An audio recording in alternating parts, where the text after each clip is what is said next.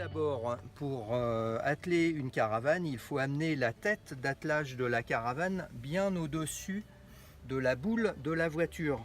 Donc on a cette tête d'attelage qui est en position fermée, on va l'ouvrir et on va descendre tout doucement la roue jockey de façon à ce qu'on entende soit l'attelage, le phénomène. Voilà, là elle est attelée. On a sur cette tête Alco un petit voyant vert en fait qui ressort, un petit témoin d'accrochage. Ensuite, alors on peut le faire tout de suite, on va serrer les pastilles de l'anti-lacet. Ça c'est une option sur les têtes d'attelage, on ne l'a pas systématiquement, mais ça permet sur une tête dégraissée de limiter le louvoiement de la caravane. C'est quelque chose qui est assez dur en fait, et là vous voyez, on voit très bien le petit témoin vert qui signale que la tête est bien enclenchée dans la boule de la voiture. Ensuite, nous allons remonter la roue jockey tout doucement et la mettre dans son encoche. On remonte la roue jockey dans son encoche, ce qui permet de gagner en hauteur, et je conseille d'avoir des gants de jardin parce que ça évite de se salir les mains ou de se blesser. On va la remonter sans la bloquer, c'est-à-dire qu'il faudra toujours laisser un petit peu de jeu, parce que si on passe sur un ralentisseur, ça permet de ne pas fausser la roue mais de la laisser roulante. Ensuite, ici, nous allons desserrer donc le maintien de la roue et la remonter au maximum. Donc toujours pour ces problèmes de ralentisseur et bien sûr de sécurité, parce que si la route présente des petites bosses, la roue jockey peut toucher. Donc voilà, on la laisse un petit peu libre, qu'elle puisse toujours tourner un petit peu. Ça c'est très important. C'est juste avant le blocage.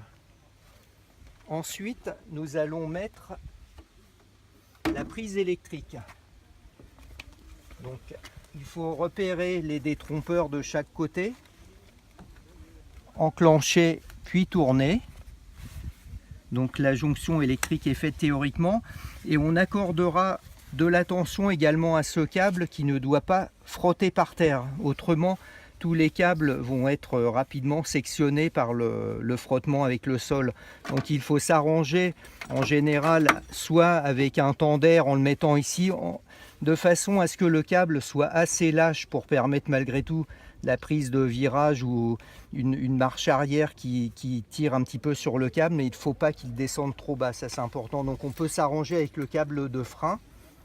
Le câble de frein qui pour sa part va être accroché soit autour du col de la rotule comme ceci, soit sur un anneau spécifique s'il en a un, c'est le cas de cet attelage, on va le voir de l'autre côté. Voici un ancrage spécifique pour positionner la goupille du câble rouge qui, rappelons-le, s'appelle le câble de rupture qui permet en cas de rupture d'attelage d'arrêter instantanément la caravane.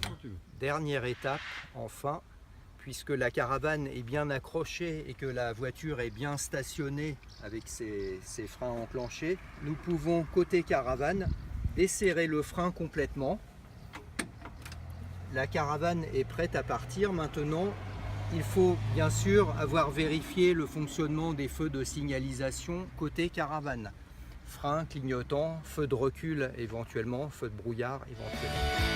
Merci Frédéric pour toutes ces explications.